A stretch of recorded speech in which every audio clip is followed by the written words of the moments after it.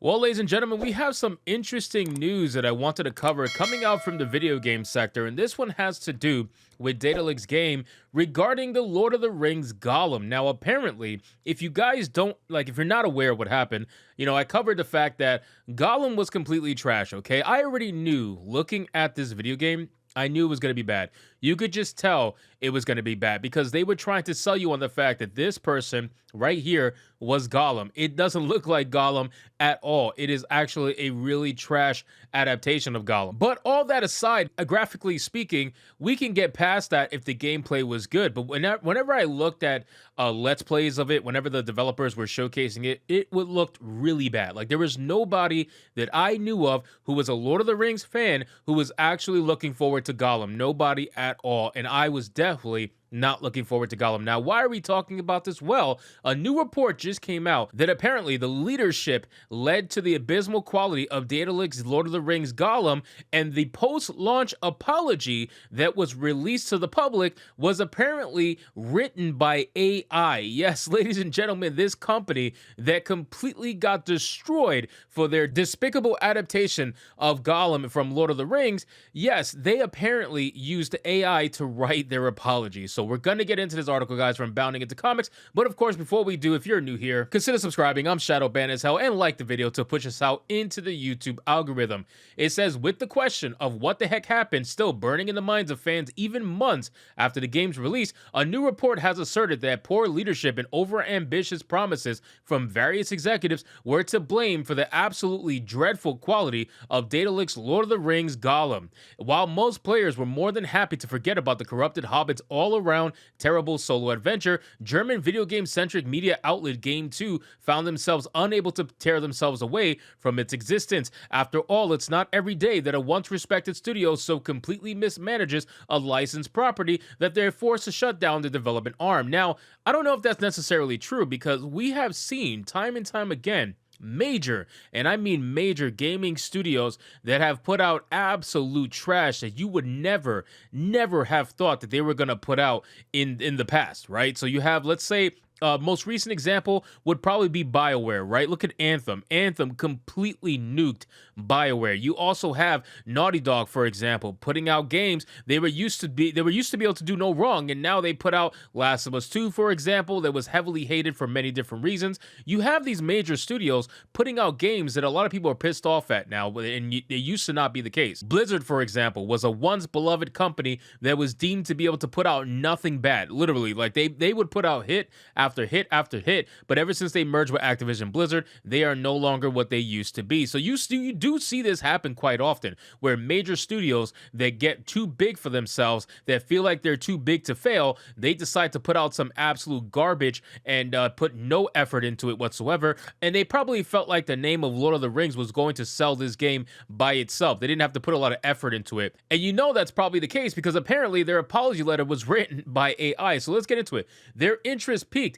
Game 2 eventually proceeded to conduct a deep dive investigation into one of Middle-earth's greatest tragedies, and in doing so discovered that a chain of overzealous leadership decisions were to blame for the entire disaster. As detailed by Game 2 host Sebastian Tyzek on the 307th episode of their eponymous web series, after speaking with a number of former Daedalus developers who worked on Gollum, the outlet discovered, which was translated by YouTube's via auto-translate, that the idea to tell a game from Gollum's point of view didn't come from Daedalus itself. The company approached the Bremen-based studio King Art Games, which is known for the real-time strategy game Iron Harvest, among other things. At Daedalus' request, they created several pitches, including the idea for a story from Gollum's perspective, detailed Tyzek. Later, however, Daedalus implemented the idea itself. Now, interestingly, when reached out for comment by Game 2, King Art CEO Jan Thaysen explained via email that they didn't get together at the time, and they had no influence or insight into the development. However, as noted by Tyzek in the credits of the game, however, King Art is mentioned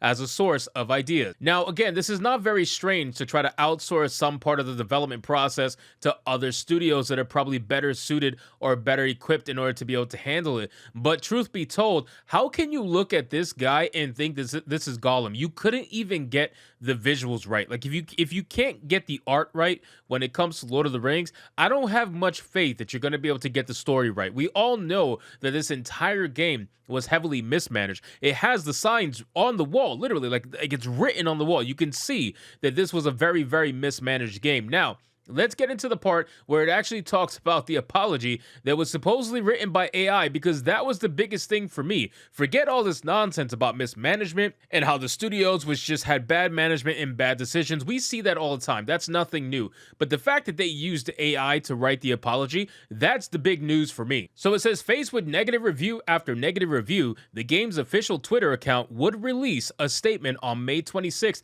apologizing for the poor quality of the Lord of the Ring Gollum game. But as noted by Tyzak, the letter of apology that the company published a few days ago after release didn't help diffuse the situation. On the contrary, the empty phrases and the misspelling of the game's name only seemed to fuel the bad mood. However, while most players had already chalked this apology up to being nothing more than a standard corporate attempt at damage control, Game 2 discovered that its publication was even more detached and dismissive of the situation than previously imagined. As Daedalic has confirmed, the letter was not written by them at all, but by publisher Nacon, unveiled Tyzek. The letter was publicized without prior approval by the studio, as two anonymous sources told us the apology was even written by the AI ChatGPT, apparently without double checking. Oh my god.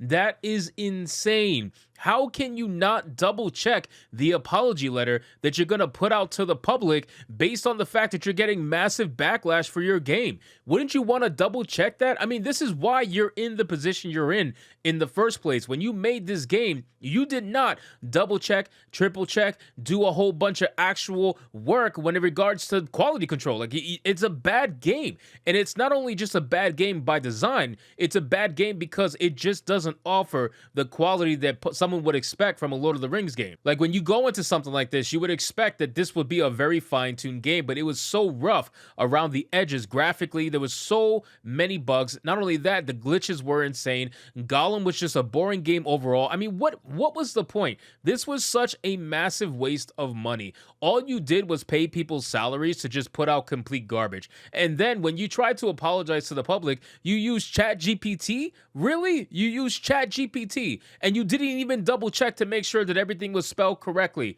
This is why they're in the predicament that they're in. They put themselves here. Nobody else put them here but them. It says that it was the publishing of Nacon's supposedly AI-written statement that Daedalic's development endeavors would take its last breath. Less than a month after Gollum hit stores, the company announced that it will be shuttering its game creation arm in order to focus more on its publishing duties. So listen, Gollum, if Gollum did anything good for us as people who are into video games, if it did anything good for us, it was that it shuttered a studio that would have probably put out more garbage had they were been able to get away with this, right? So if people bought Gollum just based off the Lord of the Rings IP name alone, it probably would have gave them the money they needed and the funding they needed to make more garbage. But thankfully, people were smarter than that. And not only that, they were so stupid that they couldn't even cover their tracks. So they were easily caught in many different scenarios, and now they have closed their doors. So anyway, guys, thank you so much for watching this video. I hope you did enjoy it. And if you did, consider leaving me a subscribe. I would greatly appreciate it. Don't forget to like the video,